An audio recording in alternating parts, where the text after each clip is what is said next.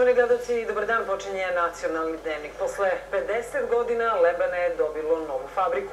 Osim 350 radnih mesta, grad na jugu konačno je dobio i šansu za bolji život. Zahvaljujući podršci države, ali i turskom investitoru Ormo Grupi, najvećem izvozniku prediva na svetu. Posle blizu pola veka Lebane je dobilo novu fabriku, a pokretanjem proizvodnje ponovo je pokrenut i ovaj deo Srbije.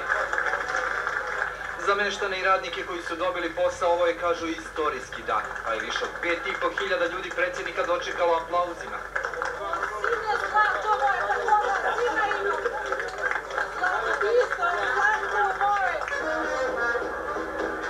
Novi početak obeležili su i trubači, a bilo je i suza radosnice. Ovo je istorijski događaj za Lebane. Ovo je zaista veliki pomak za ovaj naš kraj i za čitav okrug. Pa znači mnogo, pošto nismo imali ni jednu fabriku. Ovdje je bilo baš propast sveta, tako da kažem. Ja znam, tu sam bila kao učenik u fabrici. Nikad lepše do sad nije bilo. Ja bih rekao svakako poseban dan. I čuo sam od desetina ljudi, dolazeći i pozdravljajući se sa njima.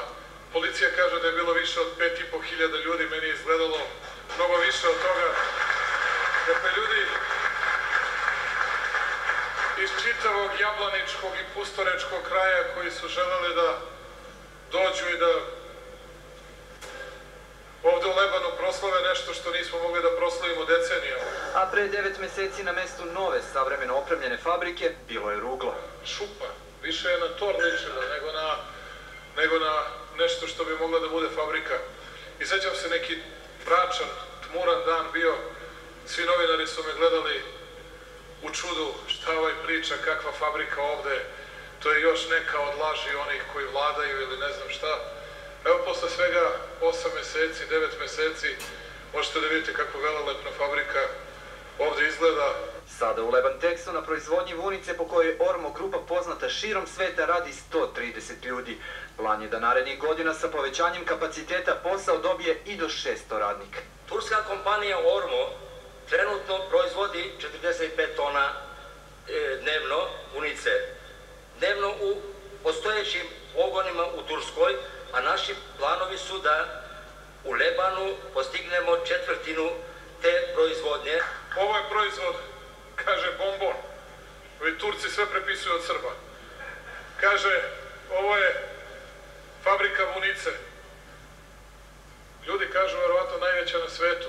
Ne ovo ovde, već govorimo o proizvođaču. Ovde očekujemo da bude značajan deo te proizvodnje. Radostan sam što će na sva svetska tržišta moći ovu vunicu da izvoze. Dakle, video sam kako ove predelice lepo izgledaju. Moći će da izvoze, dakle, i u Tursku, ali i u Rusiju, i na tržište Zapadne Evrope pre svega. Želim ovde da kupite i hotel, da napravite dobar hotel. Želim vam da proširite u skladu sa onim što smo pričali posao na 600 radnika. Imamo mi ovde još mnogo divnih žena u Lebanu i mnogo divnih ljudi koji žele da rade, koji žele da izdržavaju porodice. Time pomažemo ovom kraju, a vi dobijate najvrednije moguće radnike. Mi smo izgubili više od četvrtine stanovnika u Lebanu u poslednjih 20 godina. Nijedne dobre vesti nije bilo i zato sam rekao da su ljudi bukvalno, nešto stariji ljudi, bukvalno su plakali od sreće. Vidio sam radosnu decu i starije ljude koji su plakali od sreće, ne verujući da je ovo moguće. Posebno srećni su oni koji su dobili posao u fabrici. Među njima je najviše žena, a za mnogi od njih ovo je prvi posao. Prvi put radimo i uklapamo se nekako dobro i učimo. Ovo je vaš prvi posao? Da. Zadovoljni smo, izašli smo iz kuće posle ne znam koliko godina. Pa super je. Lebane ništa nije radilo, sad evo radi. Veliki uspeh, ima dosta mladih koji su bez posla. Ja sam radila ovde pre 15 godina u Živaonu. Evo sad su me opet zvali. Super je. Za mene i uopšte za grad Lebane znači mnogo. Jer nazad neke 10 godine, možda i više, nama je mlad svet otišao iz ovo mesto. Na jug Srbije, uveren je predsjednik, dolazići i novi investitori. I tu više ne važi ona stara, što južnije to tužnije. U Leskovac tako stiže Delfaja, vidjet će se šta može da se uradi i za svako drugo mesto, pa i za Medveđu i Bojnik. Ali ovo je način, jedno po jedno mesto, jedno po jednu tačku. Ja sam zato govorio o Turcima, kad mi pričaju neki.